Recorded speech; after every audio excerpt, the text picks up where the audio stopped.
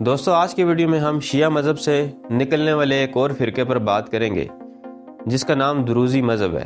تو چلیے اس مذہب سے متعلق 10 دلچسپ حقائق جان لیتے ہیں۔ نمبر 1، سب سے پہلا سوال تو یہی بنتا ہے کہ دروزی مذہب کی شروعات کیسے ہوئی؟ 1009 عیسوی میں فاطمی سلطنت کے ایک خلیفہ حاکم بیامر اللہ نے یہ دعویٰ کیا کہ خدا نے مجھ میں حلول کیا ہے۔ اس دور میں شیعوں کی اکثریت نے اس دعوے کو رد کیا، البتہ ایک چھوٹی سی جماعت نے بیامر اللہ کے اس دعوے کو تسلیم کر لیا۔ یہی گروہ آگے چل کر دروزی کہلایا۔ نمبر 2، دروزی مذہب کے اہم کرداروں میں حمزہ ابن علی بن احمد کا نام نمایاں ہے۔ یہی وہ شخص تھا جس نے دروز کو باقاعدہ ایک مذہب کی شکل دی۔ نمبر 3، اس مذہب کے ماننے والوں کی تعداد تقریباً 1.5 ملین ہے۔ یہ لوگ زیادہ تر شام، لبنان اور اسرائیل کے اندر آباد ہیں۔ اسرائیل کے اندر تقریباً 1 لاکھ دروزی آباد ہیں جو کہ یہودیوں کے بہت قریب سمجھے جاتے ہیں۔ نمبر 4، دروزی ایک خدا کو مانتے ہیں مگر یہ نظریہ حلول کے قائل ہیں۔ حلول کے متعلق ان کا عقیدہ ہے کہ خدا کروڑوں سال کے حاکم کی شکل میں ظاہر ہوا، پھر ریت سے ناراض ہو کر غائب ہو گیا۔ اب قیامت کے دن یہ دوبارہ ظاہر ہوگا اور تمام دنیا پر حکومت کرے گا۔ نمبر 5، توحید کے بعد یہ لوگ محمد صلی اللہ علیہ وسلم کو نبی مانتے ہیں مگر ان کے ہاں رسالت کا تصور بہت وسیع ہے۔ آپ صلی اللہ علیہ وسلم کے بعد یہ لوگ مولا علی، فیثاغورس، ارسطو، سقراط، حمزہ بن علی اور بہاءاللہ کو بھی پیغمبر مانتے ہیں۔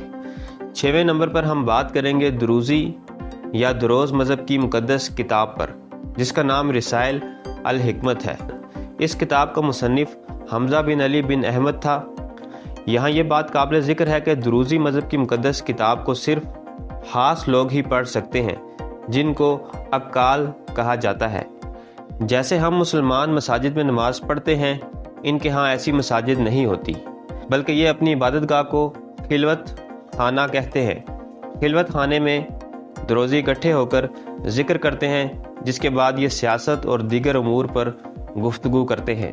نمبر 8، دروزیوں کی سب سے مقدس اور قدیم خلوت گاہ کا نام البیازیہ ہے جو کہ حاسبیہ میں واقع ہے۔ اس عبادت گاہ میں 4 معلم رہائش پذیر ہوتے ہیں جن کے ذمہ دروزی مذہب کی تبلیغ کا کام ہوتا ہے۔ یہ لوگ یہاں رہتے ہوئے اپنی مذہبی کتابوں کی نقلیں اتارتے ہیں اور نئے مومنوں میں تقسیم کرتے ہیں۔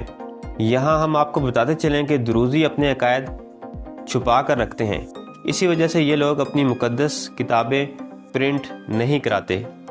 9ویں نمبر پر ہم آپ کو بتانا چاہتے ہیں کہ اس مذہب کے ماننے والے سرکاری ملازمت کے سخت خلاف ہیں، حتیٰ کہ جو لوگ سرکاری ملازم ہو یہ ان کے گھر سے کھانا پینا بھی پسند نہیں کرتے۔ آخر میں ہم آپ کو بتاتے چلیں کہ دروزی مذہب میں بھی امام مہدی کا تصور موجود ہے۔ یہ لوگ فاطمی خلیفہ بیامر اللہ کو اپنا نجات دہندہ سمجھتے ہیں۔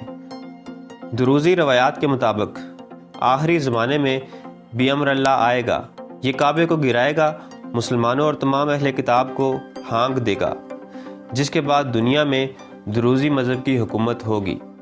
تو دوستو یہ تھی میری آج کی ویڈیو پسند آئے تو چینل کو سبسکرائب کریں۔ ملتے ہیں اگلی ویڈیو میں۔ اللہ حافظ۔